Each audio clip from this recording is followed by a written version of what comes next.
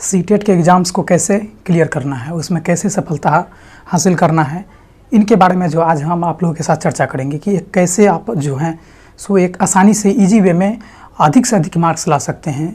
100 plus जैसे बात कर सकते हैं, 125, 125 प्लस मार्क्स, 130 प्लस मार्क्स, इन सब चीज़ों को कैसे हम लोग कितने मेहनत में किस प्रकार से तैयारी करेंगे जो हम लोग इतने मार्क्स को पा सकते हैं। तो ये पाना बहुत ही ज़्यादा टफ नहीं है।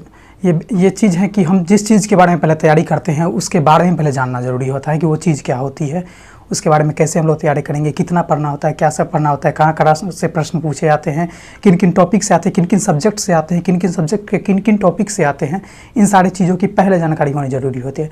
तो सबसे पहले आज हम लोग देखते हैं कि इसमें सीटेट का जो पेपर 1 होता है प्राइमरी लेवल का 1 to 5 के लिए, उसमें जो है कहाँ से प्रश्न आते हैं, कितने प्रश्न पूछे जाते हैं, हमको उत्तीर्ण होने के लिए कितने मार्क्स की ज़रूरत होती है, तथा कहाँ से किन किन सब्जेक्ट के किन किन टॉपिक से प्रश्न आते हैं और किस तरह से उसका तैयारी करेंगे कि ताकि हम जो है एक अच्छे अंक को अर्जित कर सकते हैं, अच्छे अंक को पा सकते हैं। तो इसके लिए जो है सबसे पहले मैं आपको 3 चीज़ बताना चाहूँगा कि ये 3 चीज़ को अगर आप करते हैं तो आपकी सफलता होना ये निश्चित है, ये श्योर है कि आप एक बार में ही सफल हो जाओगे। पहला चीज़ है कि क्या पढ़ना है, दूसरी कितनी पढ़नी है और तीसरा कैसे पढ़ना है। इन 3 चीज़ों को आप हमेशा ध्यान में रखें कि पहला कि क्या पढ़ना है, कितना पढ़ना है और कैसे पढ़ना है। इन 3 चीज़ों को अगर आप ध्यान में रखते हैं तो आप सफल हो जाएंगे, ये निश्चित है, ये श्योर है, डेफिनेटली आप सफल होंगे। फर्स्ट अटैम्प्ट में ही आप सीटेट के एग्ज़ाम को जो है आप क्लियर कर लेंगे। तो चलिए इसके बारे में हम लोग देखते हैं कि इसमें कितने मार्क्स के प्रश्न पूछे जाते हैं, कहाँ से पूछे जाते हैं और कैसे आते हैं। तो सीटेट का जो भी हो, पेपर 1 हो या पेपर 2, दोनों में जो है कुल 150 अंक के प्रश्न आते हैं। 150 अंक के प्रश्न पूछे जाएंगे और प्रश्न की संख्या भी 150 होंगे और अंक की संख्या भी 150 होंगे। मतलब 1 नंबर का एक क्वेश्चन होता है और इसमें निगेटिव मार्किंग का रूल अभी तक नहीं है सीटेट में। मतलब 1 नंबर का आप क्वेश्चन सही करके आओगे तो आपको 1 नंबर मिलेगा। जितना क्वेश्चन सही बनाओगे उतना ज़्यादा नंबर मिलेंगे। अगर क्वेश्चन गलत करके आते हो तो उसका नंबर कटेगा नहीं, ऐसा रूल है। अभी तक का निगेटिव मार्किंग सीटेट में नहीं आया, जो हम लोग के लिए एक अच्छी खबर है, अच्छी बातें हैं। दूसरी चीज़ हम बात करते हैं कि इसमें सब्जेक्ट, तो ये जो 150 अंक जो पूछे जाते हैं, 150 मार्क्स के जो प्रश्न आते हैं, ये 5 सब्जेक्ट को मिला के आते हैं। CDP, मैथ, EVS, लैंग्वेज 1 और लैंग्वेज 2। ये प्राइमरी लेवल की बात कर रहा हूँ मैं। 6 to 8 के लिए फिर अलग हो जाएगी सब्जेक्ट्स और प्राइमरी लेवल का ये है। CDP child development and pedagogy, इससे जो है 30 नंबर के प्रश्न पूछे जाएंगे। मैथ से 30 नंबर के प्रश्न पूछे जाएंगे। EVS इन्वायरमेंटल स्टडीज, इससे 30 नंबर के प्रश्न पूछे जाएंगे। लैंग्वेज 1, लैंग्वेज 1 में हिंदी हो सकता है और इससे भी 30 नंबर का प्रश्न पूछे जाएंगे। लैंग्वेज 2, इसमें भी 30 नंबर का प्रश्न पूछे जाते हैं। लैंग्वेज 2 में क्या होता है, जिससे आपकी इच्छा है संस्कृत रख सकते हैं, उर्दू रख सकते हैं, किसी लोग कोई इंग्लिश रख सकते हैं। इस तरह का अपना अपना लैंग्वेज 2 में बहुत सारा लैंग्वेज की विकल्प रहती है जो अपने इच्छा अनुसार, अपने स्वेच्छा के अनुसार लोग स्टूडेंट रखते हैं, जिसमें उनको ज़्यादा रुचि हो तो उन चीज़ों को वो लोग रखते हैं। इसमें जो 5 के 5 सब्जेक्ट से 30-30 नंबर के प्रश्न पूछे जाएंगे। और यहाँ पे एक चीज़ और हम लोग देखेंगे कि प्रश्न आते कहाँ से हैं। तो CDP, इसका जो 30 नंबर का प्रश्न होंगे वो 30 के 30 इससे चाइल्ड डेवलपमेंट एंड पेडागोजी, इसका शिक्षा शास्त्र से ही प्रश्न आएंगे। 30 के 30 प्रश्न रहेंगे शिक्षा शास्त्र से ही। मैथ में जो है इसमें 30 प्रश्न रहेंगे, लेकिन 15 क्वेश्चन जो है CDP को छोड़कर बाद बाकी जो भी 4 सब्जेक्ट बचते हैं हमारे, इसमें 15 नंबर के क्वेश्चन जो है शिक्षा शास्त्र से पूछे जाएंगे। टोटल 15 नंबर का जो भी क्वेश्चन होगा वो सिर्फ और सिर्फ जो है शिक्षा शास्त्र से पूछा जाएगा और बाकी का जो 15 नंबर है वो अदर है। यहाँ पे मैं ऊपर में कैटेगरी डिवाइड कर दूँ, ये अदर नहीं बोल सकते इसको। मतलब कि जैसे मैथ सब्जेक्ट है तो इसमें से 30 का आएंगे तो 15 जो है वो पेडागोजी के रहेंगे और 15 नंबर का क्वेश्चन रहेगा वो हमारे बुक से प्रॉब्लम्स को सॉल्व करने वाला रहेगा। मैथमेटिकल जो भी प्रॉब्लम्स आते हैं उनको हल करना होता है यहाँ पे। इसी तरह से EVS में क्या है कि 15 नंबर का हमारा जो रहेगा वो पेडागोजी रहेगा और बाकी का जो 15 नंबर को है ये जो पूछा जाएगा बुक से पूछा जाता है। इन्वायरमेंटल स्टडीज़, ये 5वीं क्लास तक के लिए आती है, NCERT का बुक है। इसमें कक्षा 3, 4 और 5 इन तीनों की बुक से ही सारे क्वेश्चन आते हैं जो 15 नंबर के अंतर्गत आते हैं और 15 ये हमारा पेडागोजी का हुआ।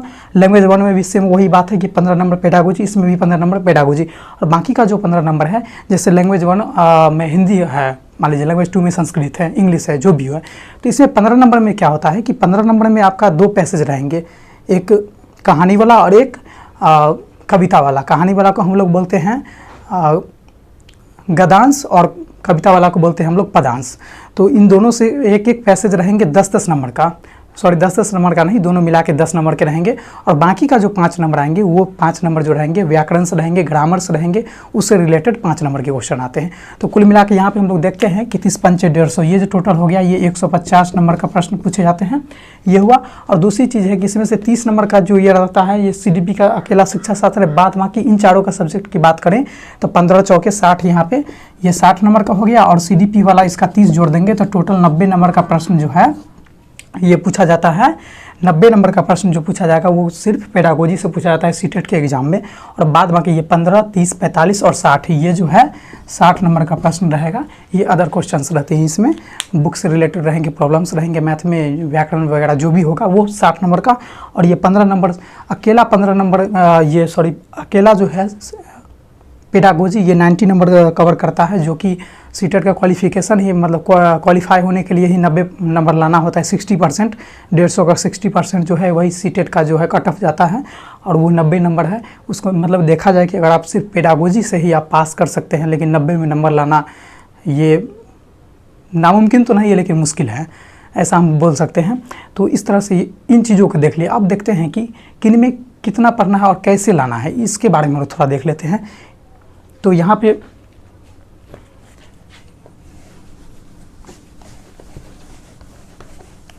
हम लोग देखते हैं कि ये जो हमारा है CDP, इसमें जो है 30 नंबर। सबसे इम्पोर्टेंट चीज़ है कि आप CDP को जितना ज़्यादा से ज़्यादा हो उतना ज़्यादा अच्छा कीजिए। CDP में अगर मान लीजिए 28 नंबर करते हैं, 30 में 29 करते हैं, 30 में 30 लाते हैं, जितना ज़्यादा आप CDP को लाइए उससे बेनिफिट ये है कि सिर्फ CDP तो आपका अच्छा अंक मतलब इस सब्जेक्ट में तो आएगा है। अगर ये सब्जेक्ट आपका बेहतर है तो ये बाद बाकी के ये 4 सब्जेक्ट जो बचते हैं इसमें भी 15 नंबर का तो प्रश्न आता ही है। तो उनमें जो 15 नंबर का प्रश्न है उनमें भी अगर आप बढ़िया, ये सब्जेक्ट मेरा बढ़िया है तो उन 15 नंबर का जो भी पार्ट है उसमें भी हम उन चारों सब्जेक्ट में अच्छा मार्क्स ला सकते हैं। जैसे इसमें अगर अकेला हम लाएँ यहाँ पे 28 नंबर ले आते हैं, 29 ले आते हैं, 30 ले आते हैं, 25 प्लस मान लीजिए लाते हैं, तो इस समय आराम से आप जो है 13 नंबर 14 नंबर इस करके जो है 15 में ला सकते हैं। अगर इस सब्जेक्ट को आप अगर स्ट्रॉन्ग कर लेते हैं ना, सिर्फ इस सब्जेक्ट को, तो यही सब्जेक्ट आपका पूरा जो है सीटेट क्लियर करा देगा। और बाद बाकी का ये सब्जेक्ट जो है ना, ये चारों के चारों इसका जो भी कंटेंट इधर का जो रहेगा ना, ये अदर्स में जो आते हैं, ये चारों के चार आपके जो है नंबर को इम्प्रूव करेगा। एक बेहतरीन मार्क्स में कन्वर्ट करने का ये काम करता है ये 4 सब्जेक्ट। इसमें हम बात करते हैं कि इसमें तो 30 है तो इसको तो हमेशा जो है आपको 25 प्लस लेके चलना ही है कि हमको इसमें 25 प्लस अंक लाना ही है। हर हाल में इतना प्रिपरेशन करना है कि हमको 25 प्लस मार्क्स इसमें हमको आना ही चाहिए। उसके बाद बात करते हैं मैथ। इसमें जो है यहाँ पे मैथ का जो पेडागोजी है इसमें हमको 13 नंबर लाना होगा। ये हमारा टारगेट लेके चलना है। इसमें बाद में जो भी होता है इसमें 13 नंबर लाना है, लैंग्वेज 1 में 13 नंबर लाना है, लैंग्वेज 2 में 13 नंबर लाना है। ये किस में? तो ये पेडागोजी, यहाँ पे लिख देते हैं P फॉर पेडागोजी। और बाद बाकी जो 15 नंबर बचते हैं मैथ का जो भी क्वेश्चंस रहेंगे बहुत ही आसान रहते हैं, 1 to 5 लेवल का ही रहता है। तो उसमें सोच ही सकते हो कि 5वीं तक की क्लास में किस तरह का प्रश्न पूछे जाते हैं, सेम वही चीज़ पूछी जाएगी। तो यहाँ पे आप 15 में 15 भी कर सकते हो, लेकिन 15 में 15 नहीं बोल सकते हो हम, क्योंकि इसको हम 14 लेके चलते हैं। मैथ में 14 नंबर लाना संभव है, बिल्कुल संभव है। 14 नंबर बहुत ही इजी वे में आप लोग ला सकते हैं। ये प्राइमरी लेवल में 14 नंबर, 15 में 14 नंबर। यहाँ पे EBS है, इस EBS को तो मैं बोलता हूँ कि इसमें जो है आप 15 में 15 लाएंगे। वो कैसे? अगर हम जब EBS का जो भी नोट्स और वीडियो का जो सीरीज़ शुरू करेंगे, अगर आप 1 से लेकर लास्ट तक का वीडियो अगर देख लेते हैं, जब भी सीटेट का नोटिफिकेशन आएगी तो मैं वीडियो स्टार्ट कर दूँगा, तो वहाँ पर अगर आप पूरा देखते हैं तो मैं गारंटी के साथ कहता हूँ कि आप 15 में 15 अंक ला सकते हैं।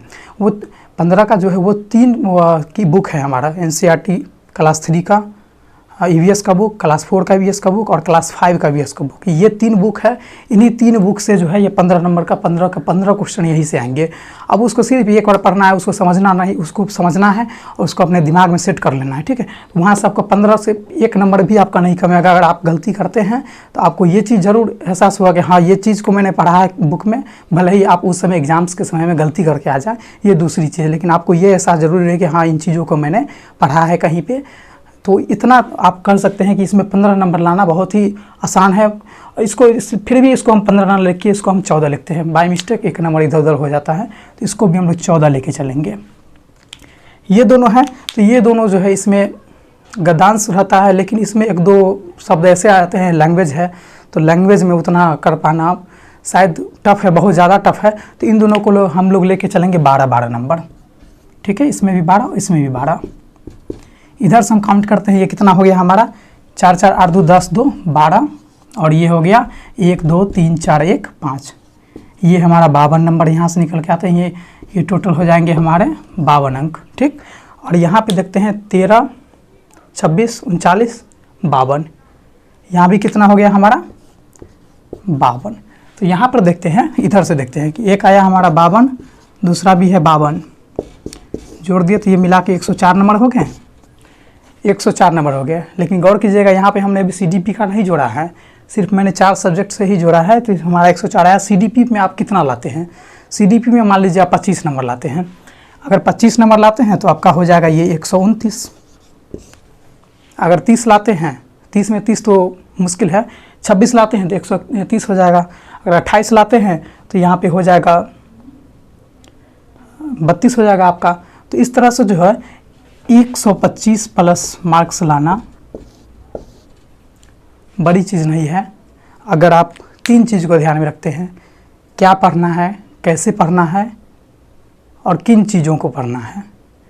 पढ़ने के लिए दुनिया में बहुत सारी चीज़ें हैं। एक शिक्षा ही ऐसी चीज़ है कि जो समंदर के बराबर है, जिसका और अंत ही नहीं है, ऐसा हम लोग कह सकते हैं। लेकिन ऐसा तो नहीं है कि हम सारे चीज़ों को पढ़ लेंगे तो सीटेट क्लियर कर लेंगे। ऐसा हो सकता है कि हम सारे चीज़ों को पढ़ लें और सीटेट में जो पूछा जाए उन चीज़ों को ही हम नहीं पढ़ पाए, तो वो सारा चीज़ तो हमारा यहाँ पे काम नहीं देगा। हाँ, जिसकी हम प्रिपरेशन कर रहे हैं, जो हमारा गोल है, उसमें क्या पूछा जाता है, उसमें किस तरह के प्रश्न आते हैं, इनको पढ़ना ये मैंने करता है।